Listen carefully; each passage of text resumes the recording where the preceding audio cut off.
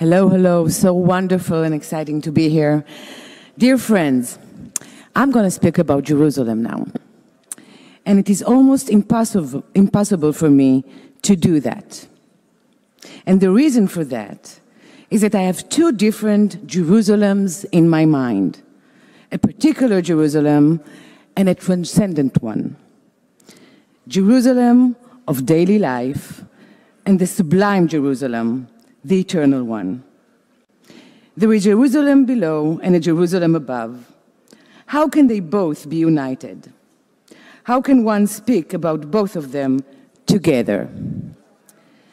On January 10th, 1971, I was born in Hadassah and Karem Hospital in Jerusalem, one of the most beautiful places in the city. I spent my first years of childhood like any average Jerusalem kid, feeling jealous of the relatives who lived in Tel Aviv because they had a beach. But with or without a beach, I loved my childhood, I loved my neighborhood, and I loved my city from the depth of my soul. Jerusalem of the 70s had everything a child could ask for. I lived in a brand new neighborhood to which new Israelis had arrived.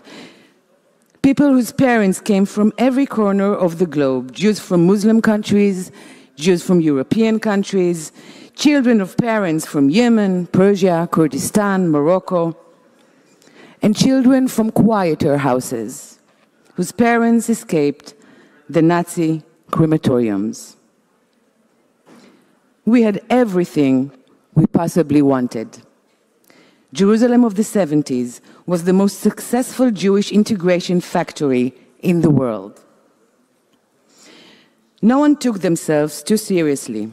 In every building, in every floor, behind every door, lived parents who had funny accents, which was totally different from the accent of the parents of the kid who lived across the hall. We all joked about each other, and we all laughed at the Hebrew mistakes our parents made, because none of us understood the huge difficulty of their immigration experience.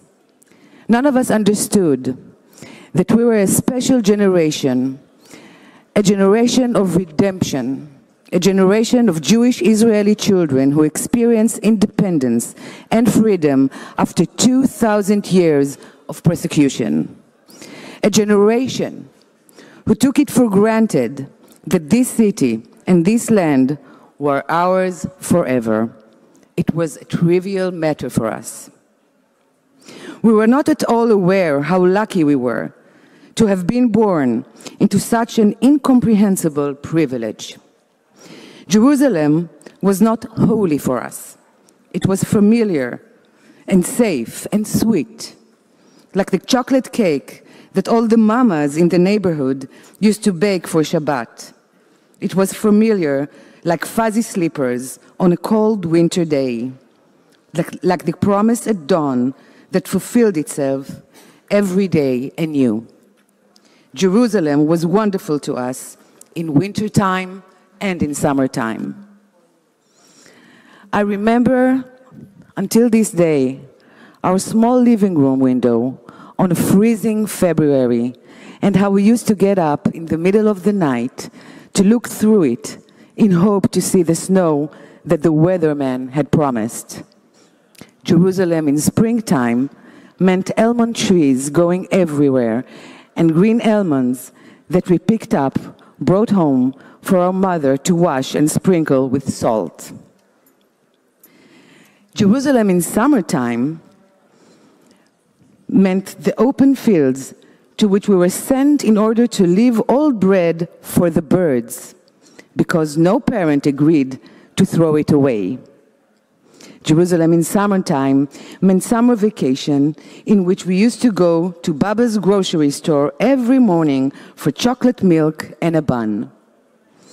It meant cool breeze in the evenings while eating watermelon with salty cheese on our little porch surrounded by beautiful, beautiful mountains. The Jerusalem of my childhood was the world's most varied culinary supplier. No one had any money for restaurants, but Jerusalem was the first to offer the tastiest fusion kitchen in the world.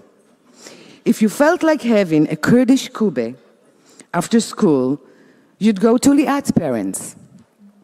If you wanted a Romanian mamaliga after school, you'd go to Danny's home. If you wanted Moroccan fish after school, you'd go to Noah's house. If you wanted chicken soup with lokshen after school, Maya's house was really excellent. But if you felt like Persian rice with vegetable stew, well, my home was the best place for you. The problem was that despite all this rich fusion, we sometimes just wanted to have an hamburger, and that was a little bit more difficult to find in Jerusalem back then. The Jerusalem I grew up in was the Jerusalem below, in which every stone, every tree, every street were familiar. The Jerusalem which I walked with sandals or boots, where I swinged on every swing, where I fell in love for the first time in kindergarten and then really fell in love in high school. Jerusalem was close. Every pathway was a friend. Every mountain was a home. Jerusalem was like a womb to me. How can one connect between this Jerusalem and the holy, eternal Jerusalem? It's a little bit like being raised by a loving and beloved mother who is totally, utterly your mother, but also accidentally a queen. And Jerusalem is first and foremost a queen.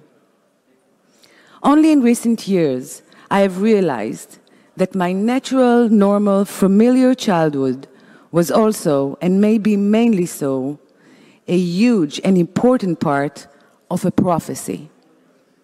That I was a prophecy, that my parents were a prophecy, that my neighbors were a prophecy. We were all the prophecy which seemed impossible 2,000 years ago, and we were all fortunate enough to have become its manifested fulfillment in our simple, normal lives.